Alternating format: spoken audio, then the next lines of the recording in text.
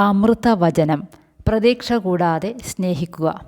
സ്നേഹിക്കാനും സ്നേഹിക്കപ്പെടാനും കൊതിക്കാത്തവരായി ആരുമില്ല. ഇരുട്ടുള്ള മുറിയിൽ വളരുന്ന ഒരു ചെടി സൂര്യപ്രകാശം ലഭിക്കുന്ന ദിശയിലേക്ക് നാമ്പുകൾ നീട്ടുന്നത് പോലെ ഓരോ മനുഷ്യൻ്റെയും ഹൃദയം സ്നേഹമുള്ള ദിശയിലേക്ക് എത്താനാണ് വെമ്പുന്നത്. ജീവിതയാത്രയിൽ ഊർജം പകരുന്ന ഇന്ധനമാണ് സ്നേഹം. കടലിൻ്റെ നടുവിൽ കൂരിരുട്ടത്ത് ദിശയറിയാതെ വലയുന്ന കപ്പിത്താന് ഒരു പ്രകാശ ഗോപുരം കാണുമ്പോഴുണ്ടാകുന്ന ആശ്വാസം വാക്കുകൾ കൊണ്ട് പറയാൻ കഴിയില്ല. ഇതുപോലെ തന്നെയാണ് ദുഃഖിച്ചിരിക്കുന്ന ഒരുവൻ്റെ സമീപം സ്നേഹസാന്ത്വനവുമായി ഒരാൾ വന്നാലുണ്ടാകുന്ന അനുഭവം. സ്നേഹമാണ് ജീവിതത്തിൻ്റെ അടിസ്ഥാനം. സ്നേഹം സ്വീകരിക്കാനും കൊടുക്കാനുമുള്ള കഴിവ് ഈശ്വരൻ നമുക്കെല്ലാവർക്കും നൽകിയിട്ടുണ്ട്.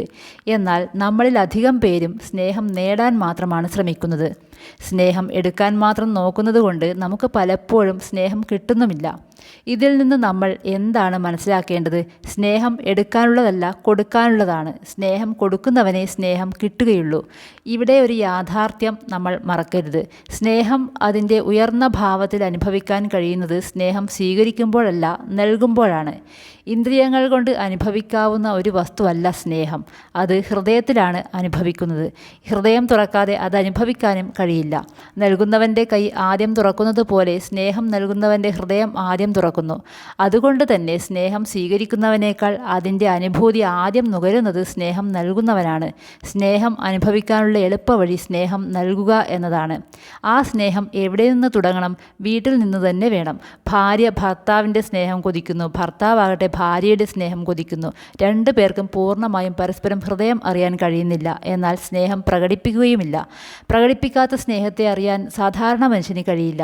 പുറമേ പ്രകടിപ്പിക്കാതെ ഹൃദയത്തിൽ മൂടി വെക്കുന്ന സ്നേഹം കല്ലിനുള്ളിലെ തേൻ പോലെയാണ്. അതുകൊണ്ട് ആർക്കാണ് പ്രയോജനം? അതിനാൽ തിരിച്ചൊന്നും പ്രതീക്ഷിക്കാതെ സ്നേഹം പ്രകടിപ്പിക്കുക തന്നെ വേണം. മറ്റുള്ളവരുടെ സ്നേഹം കാണുമ്പോൾ അത് നുകർന്ന് നിർവൃതി നേടാമെന്ന് കരുതി നമ്മൾ അവരിലേക്ക് അടുക്കുന്നു. പക്ഷേ അവർ നീട്ടിത്തരുന്ന തേൻ സൂചി മുനയിലാണ് വെച്ചിരിക്കുന്നതെന്ന് നമ്മൾ അറിയുന്നില്ല. സ്വാർത്ഥതയാകുന്ന സൂചിമുനയിൽ വെച്ച് നീട്ടുന്ന സ്നേഹമാകുന്ന തേൻ നുണയാൻ ശ്രമിച്ചാൽ നാക്കിൽ സൂചി തറയ്ക്കും, ഹൃദയം വേദനിക്കും. എന്നാൽ തിരിച്ചൊന്നും പ്രതീക്ഷിക്കാതെ സ്നേഹം നൽകുകയാണെങ്കിൽ ഈ പ്രശ്നമില്ല, ദുഃഖിക്കേണ്ടി വരില്ല. നമ്മൾ ഒരാളിൽ നിന്ന് സ്നേഹം പ്രതീക്ഷിക്കുമ്പോൾ നാം ഒരു ശത്രുവിനെ സൃഷ്ടിക്കുകയാണ്. കാരണം സ്വയം സ്നേഹിക്കുന്നതിനേക്കാൾ അധികമായി അയാൾ നമ്മളെ സ്നേഹിക്കുകയില്ല.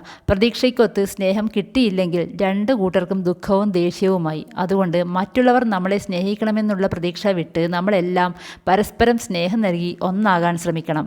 ഒരു പൗർണമി നാൾ രാത്രി ഒരാൾ വീട്ടുമുറ്റത്ത് മെഴുകുതിരി വിളക്കിൻ്റെ വെളിച്ചത്തിൽ ഇരിക്കവേ ഒരു കാറ്റ് വന്ന് മെഴുകുതിരി അണയ്ക്കുന്നു. അപ്പോൾ മാത്രമാണ് ആകാശത്തിൽ പുഞ്ചിരി പൊഴിക്കുന്ന പൂർണ്ണചന്ദ്രൻ്റെയും പൂനിലാവിൻ്റെയും മനോഹാരിതയെക്കുറിച്ച് അയാൾ ബോധവാനാകുന്നത്. ആ ചന്ദ്രികയെ ഒരു കാറ്റിനും കെടുത്താനാവില്ല. ഇതുപോലെ സ്വാർത്ഥതയെ ത്യജിക്കുമ്പോൾ നമുക്ക് ലഭിക്കുന്ന ആനന്ദം മഹത്താണ്, നീണ്ടു നിൽക്കുന്നതുമാണ്.